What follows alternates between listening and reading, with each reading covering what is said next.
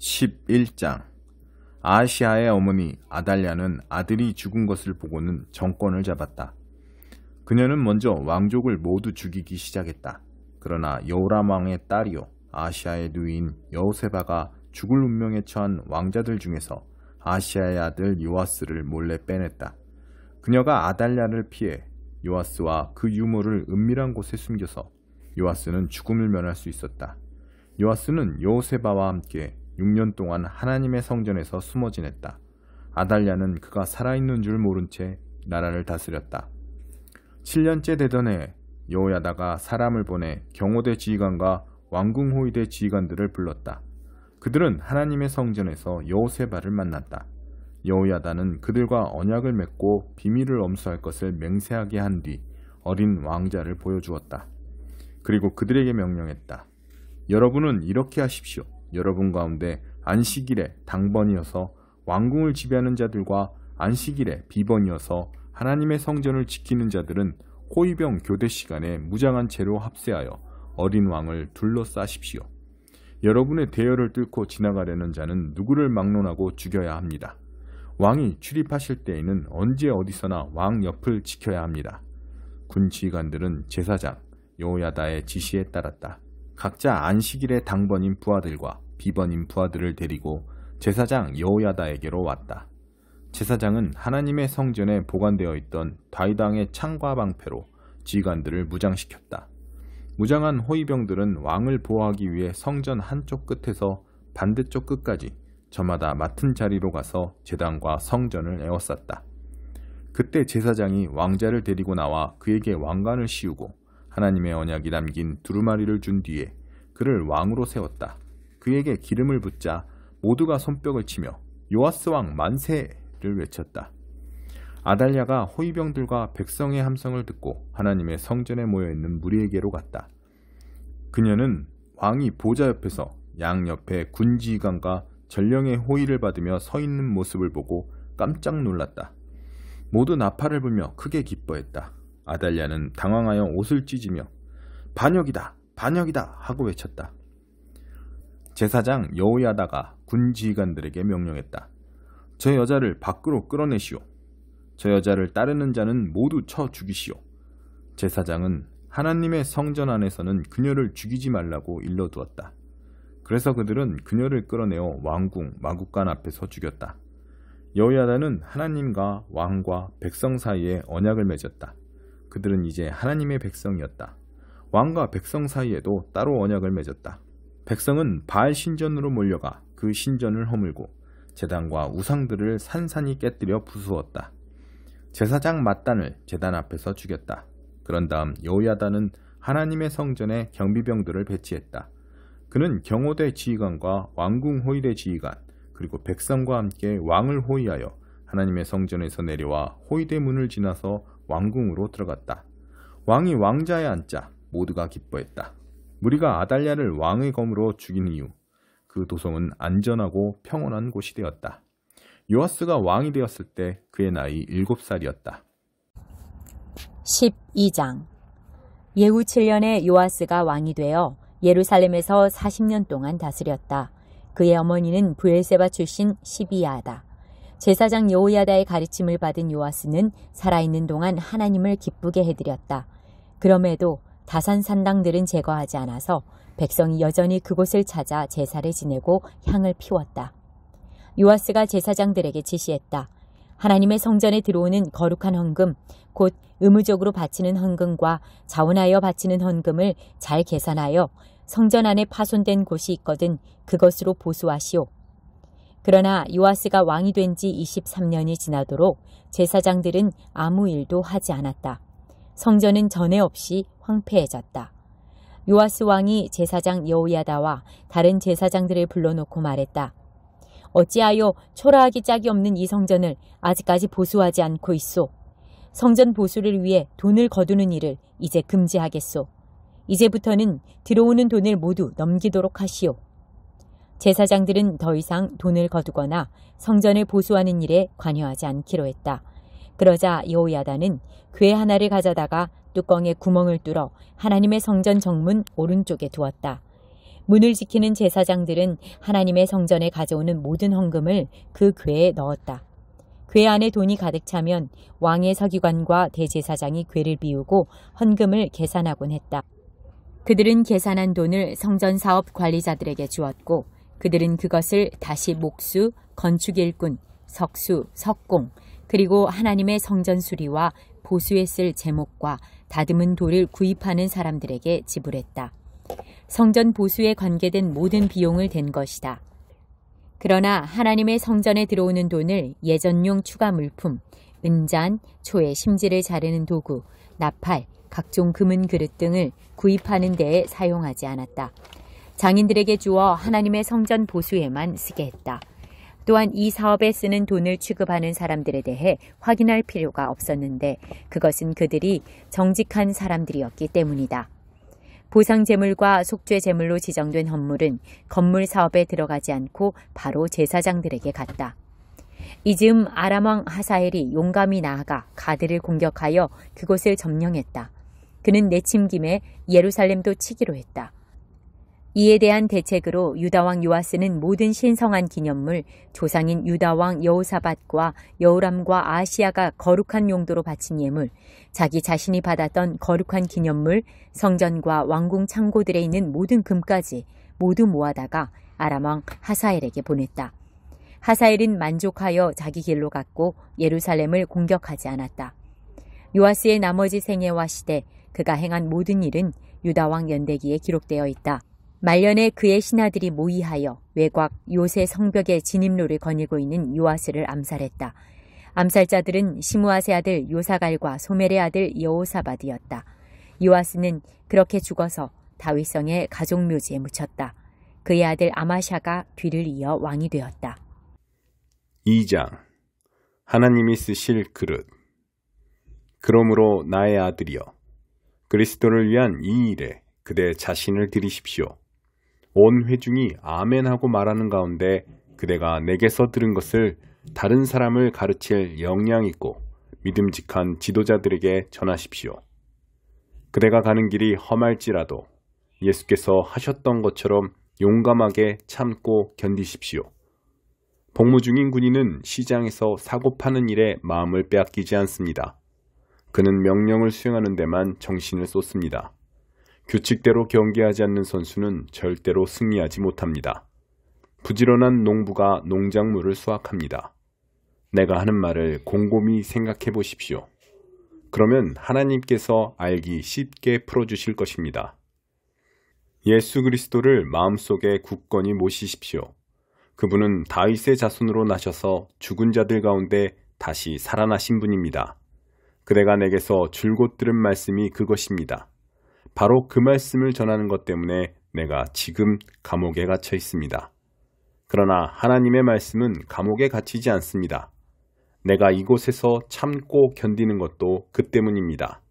그것은 하나님의 부르심을 받은 모든 이들이 그리스도의 구원을 그 모든 영광과 함께 얻게 하려는 것입니다. 다음 말씀은 확실합니다.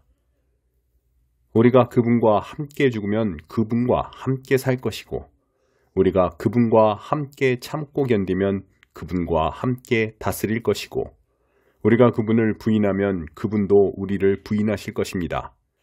우리는 그분을 버려도 그분께서 우리를 버리지 않으시리니 그분은 자신에게 불성실할 수 없기 때문입니다.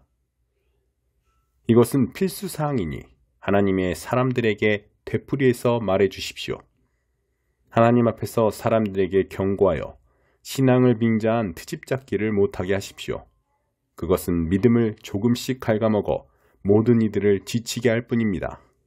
그대는 하나님을 위해 최선을 다하고 그대가 부끄러워하지 않을 일, 곧 진리를 쉽게 풀어 분명하게 전하는 일에 집중하십시오. 신앙을 내세운 잡담도 잡담일 뿐이니 멀리하십시오.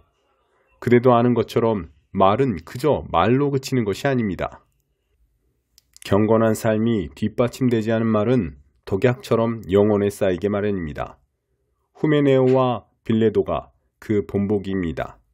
진리에서 멀리 떠난 그들은 부활이 이미 지나갔다고 말하며 신자들을 흔들리게 하고 있습니다. 그러나 하나님의 굳건한 기초는 예나 지금이나 흔들림이 없고 거기에는 이런 문장이 새겨져 있습니다. 하나님께서는 자기에게 속한 사람을 아신다. 하나님을 하나님이라 부르는 너희 모든 사람들아, 악을 물리쳐라. 주방기구가 잘 갖춰진 부엌에는 고급 유리잔과 은접시만 있는 것이 아니라 쓰레기통과 음식물 찌꺼기를 담는 통도 있어서 어떤 그릇은 멋진 음식을 담는 데 쓰이고 어떤 것은 쓰레기를 처리하는 데 쓰입니다. 그대는 하나님께서 쓰실 수 있는 그릇이 되십시오. 그러면 하나님께서 자기 손님들에게 온갖 종류의 복된 선물을 베푸시는데 그 그릇을 사용하실 것입니다. 젊음의 방종을 피하십시오. 하나님 앞에서 솔직하고 진실하게 기도하는 사람들과 함께 성숙한 의, 믿음, 사랑, 평화를 추구하십시오. 공허한 논쟁에 말려들지 마십시오. 그런 논쟁은 언제나 다툼으로 끝나기 때문입니다. 하나님의 종은 논쟁을 좋아하기보다는 오히려 귀 기울여 듣는 사람과 침착한 교사가 되어야 합니다. 그래서 순종하지 않는 자들을 단호하면서도 참을성 있게 바로잡아 주어야 합니다. 하나님께서 언제 어떻게 그들의 마음을 일깨워 진리로 돌아서게 하실지, 마귀에게 사로잡혀 마귀의 심부름을 할 수밖에 없던 그들을 언제 어떻게 마귀의 덫에서 벗어나게 하실지 그대는 알 수 없기 때문입니다. 3장. 때가 되면 그들이 돌아오리라. 또 하나님께서 내게 명령하셨다. 처음부터 다시 시작하여라. 네 아내를 다시 사랑하여라. 지금도 최근에 사귄 남자와 침실에 누워있는 너의 아내, 너를 속이는 너의 아내를 말이다. 하나님은 내가 이스라엘 백성을 사랑하듯 그녀를 사랑하여라. 마음 내키는 대로 온갖 신들과 놀아나는 그들을 내가 여전히 사랑하듯 말이다. 나는 그렇게 했다. 그녀를 되찾기 위해 큰 돈을 지불했다. 종 하나를 살 수 있는 돈을 들였다. 나는 그녀에게 말했다. 이제부터 당신은 나와 같이 살 것이요. 몸을 파는 일, 여러 남자들과 놀아나는 일은 이제 끝이요. 당신은 나와 같이 살고 나는 당신과 같이 살 것이요. 이스라엘 백성은 오랜 시간을 안전과 보호 없이, 종교와 위로 없이, 경건과 기도 없이 살게 될 것이다. 그러나 때가 되면 그들은 돌아올 것이다. 이 이스라엘 백성은 그들의 하나님과 그들의 다윗 왕을 찾아서 돌아올 것이다. 연단받은 그들이 돌아와서 하나님을 경외하며 살 것이다. 그분이 주시는 온갖 좋은 선물을 받아 누리면서 그분의 사랑 이야기의 결말을 맞을 준비를 할 것이다. 4장. 신실한 자 아무도 없다. 모든 이스라엘 사람들아 주목하여라. 하나님의 메시지다. 하나님께서 백성 모두를 고발하신다. 신실한 자 아무도 없다. 사랑하는 자 아무도 없다. 하나님에 대해 초보적인 지식이라도 가진 자 아무도 없다. 악담과 거짓말과 살해, 도둑질과 문란한 성생활, 무정부 상태, 끊임없는 살인들, 이 모든 일 때문에 땅이 울고 땅의 모든 것이 비탄에 빠졌다. 들의 짐승과 나는 새들, 심지어 바다의 물고기까지도 기운을 잃고 생기를 잃었다. 그러나 비난할 대상을 찾지 마라. 손가락질할 생각 마라. 너 제사장인 내가 바로 피고다. 너는 벌건대 낮에 비틀거리며 다닌다. 너를 따라 예언자들도 밤새도록 비틀거린다. 내 어머니도 다를 게 없다. 내 백성이 파멸한 것은 그들이 무엇이 옳고 참된 것인지 모르기 때문이다. 내가 지식의 등을 돌렸기에 나도 너희 제사장들에게 등을 돌렸다. 내가 하나님의 계시를 알려고 하지 않으니 나도 더 이상 내 자녀들을 알려고 하지 않는다. 제사장들은 그들의 수만큼이나 많은 죄를 짓는다. 그들은 자신의 영광을 팔아 수치를 샀다. 그들은 내 백성의 죄를 마구 먹어대고 최신 유행하는 악을 범하는 일에 누구보다 빠르다.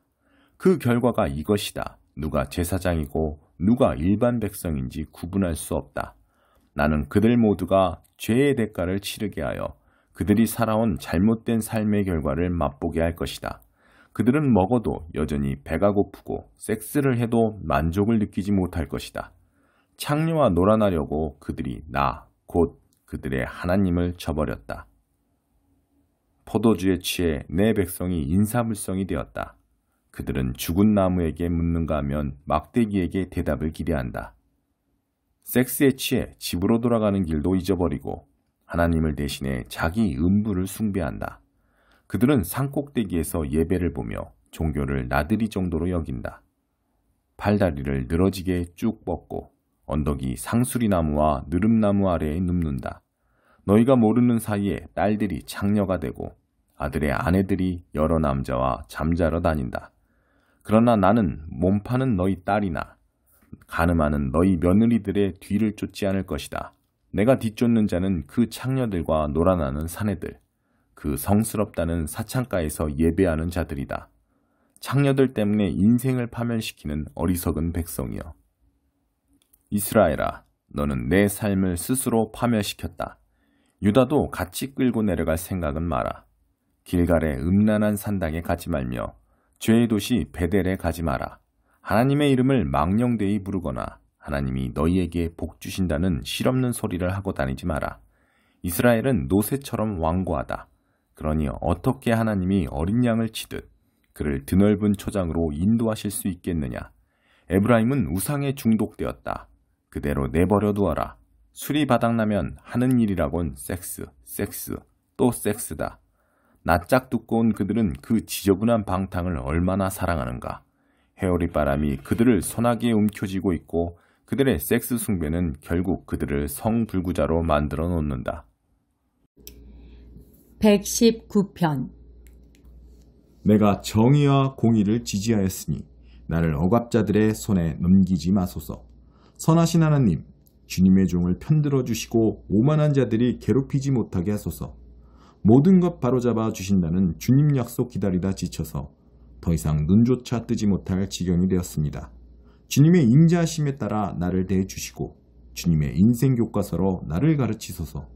나는 주님의 종입니다. 주님의 가르침을 알 수 있도록 나를 깨우쳐 주소서. 하나님, 저들이 주님의 계시를 어지럽혔으니 이제 나서실 때가 되었습니다. 참된 것만 말씀하시는 하나님, 내가 주님의 계명을 금보다도 보석보다도 사랑합니다. 참된 것만 말씀하시는 하나님, 내가 주님의 모든 말씀 귀히 여기고 모든 거짓된 구분기를 미워합니다. 내게 주시는 주님의 말씀은 모두 기적의 말씀. 어찌 내가 따르지 않겠습니까? 주님의 말씀 활짝 펼쳐 빛을 내시고 평범한 사람들도 그 의미를 깨닫게 하소서. 무엇보다 주님의 계명을 원하기에 내가 입을 벌리고 갈망합니다. 주님을 사모하는 이들에게 늘 하시는 것처럼 나에게 눈길을 돌리시고 그윽이 바라보소서. 주님 약속의 말씀으로 내 발걸음 굳게 세우셔서 어떤 악도 나를 이기지 못하게 하소서. 악인들의 소나귀에서 나를 구하시고 주님의 길을 따라 살게 하소서. 환한 얼굴빛 종에게 비추시고 내게 바르게 사는 길을 가르쳐 주소서. 주님의 책에 기록된 대로 사는 자 없으니 내 눈에서 눈물이 하염없이 흘러내립니다. 하나님, 주님은 공의로우시고 옳은 일만 하십니다. 주님의 판단은 정곡을 찌릅니다. 주님 앞에서 언제나 신실하게 사는 법을 주님은 우리에게 제대로 가르쳐 주십니다. 내 원수들이 주님의 계명을 끊임없이 무시하니 내가 그 모습에 무너질 뻔했습니다. 주님의 약속은 숱한 시험을 통과했기에 주님의 종인 이 몸 그것을 지극히 사랑합니다. 나는 어리고 별 볼 일 없는 사람이지만 주께서 하신 말씀만은 잊지 않습니다. 주님의 은은 영원토록 오르며 주님의 계시는 오직 하나뿐인 진리입니다. 큰 고난이 나를 덮쳤으나 주님의 계명이 줄곧 나의 기쁨이 되었습니다. 주께서 말씀해 주신 삶의 방식은 늘 옳으니 내가 그 길을 깨우쳐 충만하게 살도록 도우소서.